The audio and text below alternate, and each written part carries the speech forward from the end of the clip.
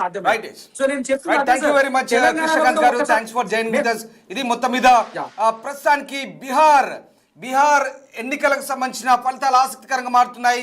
ముఖ్యమంత్రి అభ్యర్థిగా అనుకున్న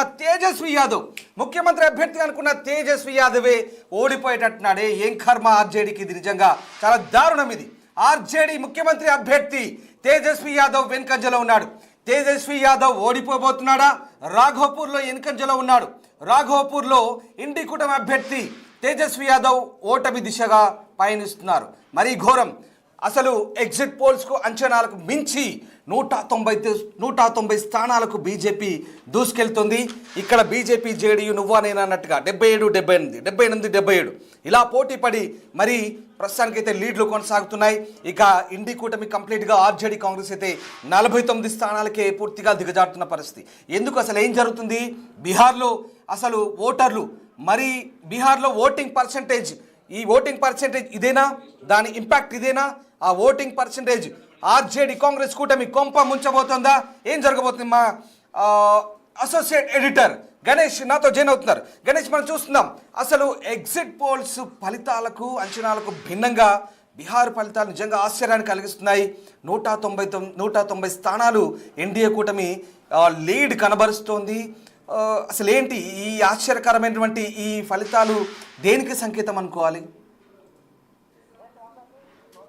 బీహార్కు సంబంధించిన ఎన్నికలే కాదు, ఇక్కడ జూబ్లీహిల్స్ కూడా ఎగ్జిట్ పోల్స్ ఎగ్జాక్ట్ పోల్స్ కాదనేది ప్రతిపక్షాలు చెప్తూ వచ్చాయి. కానీ దీన్ని బీట్అవుట్ చేస్తూ ఎగ్జిట్ పోల్స్ అనేవి ఎప్పటికీ ఎగ్జాక్ట్ పోల్స్ కంటే మించి బీహార్లో ఇప్పుడు చూస్తుంటే వాళ్ళు ఇచ్చిన సంఖ్య కంటే మించి ప్రయాణం చేస్తుంది. దాదాపుగా 243 స్థానాలకు 290 స్థానాల్లో ఏదైతే బీజేపీ దాని మిత్రపక్షాలు జేడీయూని ప్రయాణం చేయడం అనేది ఒక చాలా పెద్ద, అంటే రాజకీయ చరిత్రలోనే దీన్ని పెద్ద అధ్యాయంగా తీసుకోవాల్సిన అవసరం ఉంది. మరోవైపు ఒక బిగ్ షాకింగ్గా చూడాల్సిన అవసరం ఏంటంటే, ఏదైతే ముఖ్యమంత్రి అభ్యర్థిగా అనుకున్నారో మనకి ఆర్జేడీ నుంచి తేజస్వి యాదవ్ వెనుకంజలో ఉండడం, దాదాపుగా 1273 ఓట్ల వెనుకంజలో ఉండడం అనేది అది కూడా ఒక పెద్ద బిగ్ షాక్గా చూడాలి. ఎందుకంటే చాలా వరకు రాష్ట్రంలో పోటీ జరుగుతున్నప్పుడు ప్రతిపక్షంగా ఉండే నాయకుడు ఎప్పుడు కూడా చాలా వరకు ఎన్నికల్లోనే విజయం సాధిస్తాడు. ఆయన ముందు నుంచి కూడా ముందంజలో ఉంటాడు. ప్రతి రౌండ్లో కూడా ముందంజలో ఉండే అవకాశం ఉంది.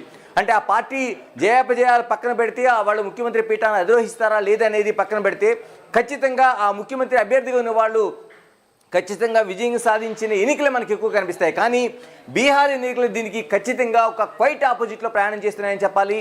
ఎక్కడైతే ఇప్పుడు కాంగ్రెస్ ఆర్జేడీ కూటమి ఏదైతే ఉందో వీఐపీతో కలిపి వీళ్ళ కూటమికి సంబంధించి ఇప్పటికే వెనకంజలో ఉంటే ఆ పార్టీకి ముఖ్యమంత్రి అభ్యర్థిగా చెప్తున్నాం తేజస్వి యాదవ్ వెనకంజలో ఉండడం, దాదాపుగా 1200 ఓట్ల మెజారిటీ ఓట్లకి సంబంధించి వెనకంజలో ఉండడం అనేది ఒక ఆశ్చర్యాన్ని కలిగిస్తుంది. టోటల్గా మనం చూసుకుంటే బీహార్లో స్వీప్ అంటే ఒక పూర్తి స్థాయిలో విజయాన్ని చేసుకోవడానికంటే ఇంతకుముందు మ్యాజిక్ ఫిగర్ వస్తుందా అంటే 243 సీట్లు 122 సీట్లు రావడం అనేది ఒక అతిపెద్ద చరిత్రగా మనం చెప్పుకోవడం, దానికంటే ముందు వస్తున్న దాన్ని మనం గణాంకాలు చేస్తూ వచ్చాం. కానీ ఇప్పుడు వస్తుంది అట్లా దాదాపు 190 స్థానాల్లో ఏదైతే బీజేపీ జేడీయూ కూటమి అనేది దూసుకుపోతుందో దీన్ని ఒక ప్రత్యేకంగా రాజకీయ విశ్లేషణలు చూస్తున్న పరిస్థితి మనకి టోటల్గా కనిపిస్తుంది. అంటే కాంగ్రెస్ ఒక చాలా వరకు లీడ్లో, అంటే కాంగ్రెస్ లీడ్లో 15,589 లీడ్లో మనకి కనిపిస్తుంది. అన్అఫీషియల్ దాంట్లోకి సంబంధించి ఇది అంటే ఇది మనకి చూస్తున్నట్లు నేను మాట్లాడుతుంది జూబ్లీహిల్స్ ఎన్నికలకు సంబంధించి. మనం ప్రధానంగా ఇప్పుడు మాట్లాడుకుంటుంది ఏదైతే బీహార్ ఎన్నికలకు సంబంధించి మాట్లాడుకుంటున్నామో, బీహార్ ఎన్నికల్లోన బీజేపీ జేడీయూ రెండు కూడా నువ్వా నేనన్నట్లుగా ఒక పోటీ అనేది మనకి కనిపిస్తుంది. ఎందుకంటే రెండు పార్టీలు కలిపి ఒక మిత్రపక్షంగా పోటీ చేస్తే ఈ పార్టీలోనే పోటీ వచ్చి దాదాపు 75-76 స్థానాల మధ్య బీజేపీకి జేడీయూకి మధ్య పోటీ జరుగుతుంది. ఏదైతే దానికి ఆపోజిట్లో పోటీ చేస్తున్న కాంగ్రెస్ కూటమి ఏదైతే ఉందో ఆ కాంగ్రెస్ కూటమి సంబంధించి కాంగ్రెస్ ఆర్జేడీ ఈ రెండు కూడా వెనకంజలో ఉండడమే కాదు, ఆ ముఖ్యమంత్రి అభ్యర్థి కూడా వెనకబడే పరిస్థితులు అయితే మనకు కనిపిస్తున్నాయి. స్క్రీన్ అంటే పూర్తి స్థాయిలో అది స్వీప్ చేసే అవకాశాలు మనకి కనిపిస్తున్నాయి. జూబ్లీహిల్స్ సంబంధించిన ఒక లేటెస్ట్ అప్డేట్ చూస్తున్నాం.